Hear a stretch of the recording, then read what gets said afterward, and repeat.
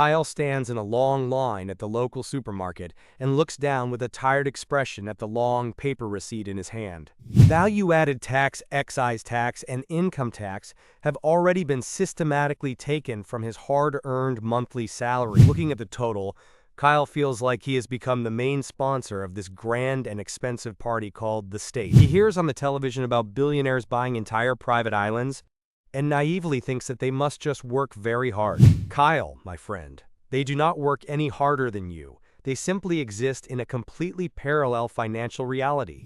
While you pay for the very right to breathe and buy bread, the richest people in the world use sophisticated tax havens. These are not just islands with palm trees. These are legal black holes where billions of dollars become completely invisible to the tax office. Today we break down how this magic works, and why for you taxes are an obligation, while for them they are a simple option. Kyle imagines offshores as suitcases of cash on the Cayman Islands, but it is time to take off that filter from the 90s. Today, an offshore is just a number in a computer and a single mailbox located in a quiet law firm. A tax haven is a jurisdiction that tells money to come to them, promising to ask no questions and take almost nothing in return. For Kyle, this sounds like a blatant crime. But for a high-paid lawyer from the Big Four, this is simply called optimization. The wealthy do not hide their money under a mattress in the Bahamas. Instead, they create a complex labyrinth of shell companies. Company A in Cyprus owns Company B in the British Virgin Islands, which in turn owns the legal patent for Kyle's very own smile. This is a giant shell game where the ball always disappears exactly when the tax inspector tries to lift the cup. Kyle loves sandwiches, but he will probably not like this one, as we explain to him the specific scheme used by tech giants for many years. It is a process where profit flows through Irish companies into Dutch firms and then suddenly disappears into the warm air of Bermuda. The state sees that a company in Ukraine or the United States supposedly earned nothing because it paid huge royalties for using intellectual property to its own firm offshore. Kyle pays tax on every single earned cent, while billionaires simply move money from one of their pockets to another, and along the way, this money becomes sterile. We will show Kyle that borders exist only for the poor, because for big capital, the whole world is just one big playground without any rules. Kyle sees a huge tanker in the port. It flies the flag of Panama or Liberia. Kyle thinks these are poor countries with large fleets, but no, Kyle, this is just a convenient legal math. The ship owner might live in London, carry oil from the Emirates, and pay taxes nowhere. This is called a flag of convenience. You register a business where the rules are weakest and inspections are rarest, while Kyle pays for a license for every single step he takes. We will show Kyle that the global elite has long abandoned the concept of home country, choosing a jurisdiction like a mobile data plan with fewer minutes of control and more gigabytes of profit. Kyle is proud of his passport, but he got it simply by birthright. Billionaires buy passports through investments. It is like a VIP ticket to a world without extradition or tax audits. Caribbean islands, Malta, or Vanuatu sell citizenship in exchange for real estate or a significant fund contribution. For Kyle, this sounds absolutely wild, but for a rich person, it is a very practical insurance policy. If the tax office in one country gets too curious, he simply pulls out another passport and becomes a tax resident of a place where income tax is zero. Kyle is tied to his registration like a medieval serf, while they change their tax residency faster than Kyle changes his favorite sneakers.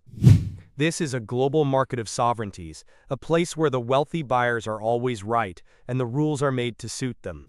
Kyle sees a rich man donate $1 million to save cats and thinks to himself what a truly kind and generous person that must be. But in reality, that $1 million went directly to a private foundation that is owned and run by the very same rich man.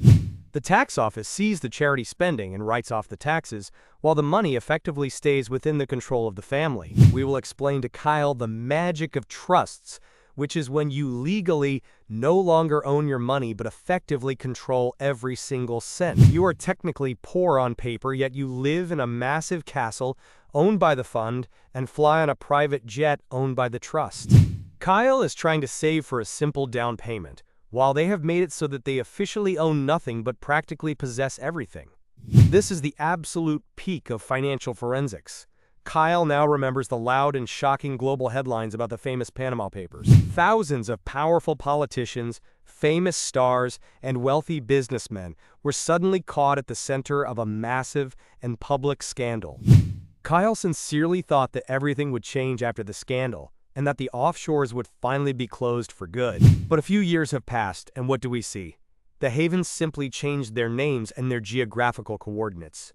This is a sophisticated and endless game of cat and mouse played out on a massive, planetary scale. Every single time one hole is patched, the financial engineers of the Big Four are already drawing a scheme for a brand new one. We will explain to Kyle that offshores are not a bug of the system.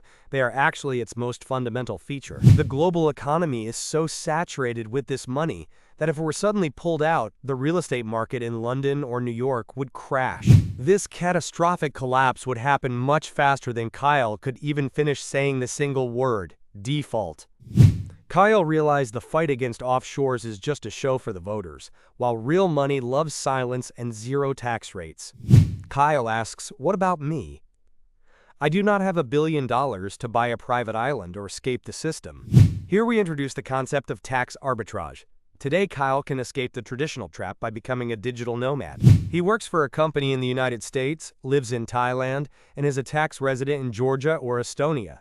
This is an offshore for the middle class.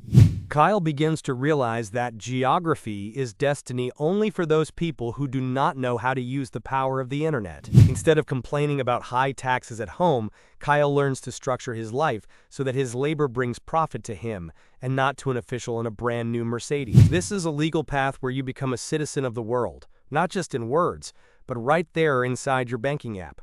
Look at Kyle now. He no longer looks at his receipt with helpless rage. He started studying laws just as carefully as he studies his own profession. He realized that knowing the intricate rules of the game finally frees you from the frustrating need to be a mere pawn. Kyle no longer invests in things that are easy to tax. He invests in intellectual property and assets that can be moved with one single click. He has become financially mobile. His transformation is complete. He stopped being a resource of the state and became a player in the global market.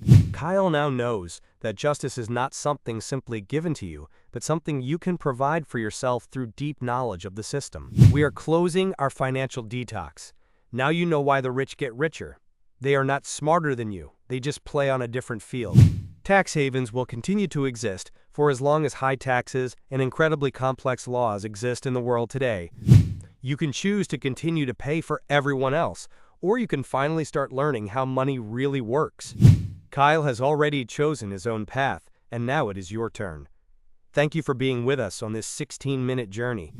Make sure to subscribe to our channel right now if you want to see the real world without any of the usual filters. Money will always find a way to flow, and it is much better if that way leads directly to your own wallet.